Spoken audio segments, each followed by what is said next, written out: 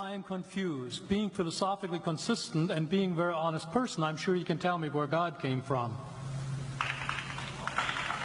And in addition, once you've told me where God comes from, please try to clarify how you can figure that a spiritual force can have an impact on a material universe to create it.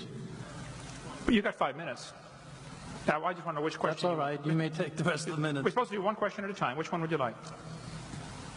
That was part of the format for the debate. So which question? I want you to fill in the story of the rest of the beginning of the universe. God, spiritual matter, impact on material matter. Okay. So 2 questions. All right. Go ahead. All right, your question, where did God come from, assumes that you're thinking of the wrong, obviously it displays that you're thinking of the wrong God, because the God of the Bible is not affected by time, space, or matter. If he's affected by time, space, or matter, he's not God. Time, space, and matter is what we call a continuum. All of them have to come into existence at the same instant, because if there were matter but no space, where would you put it? If there were matter and space but no time, when would you put it? You cannot have time, space, or matter independently. They have to come into existence simultaneously.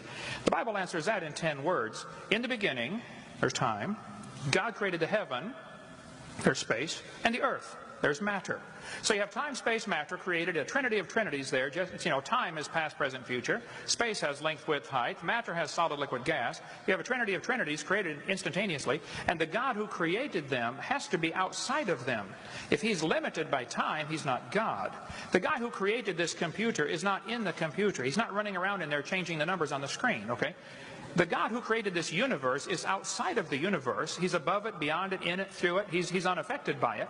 So the concept that a spiritual force cannot have any effect on a material body, well then I guess you'd have to explain to me things like emotions and love and hatred and envy and jealousy and rationality.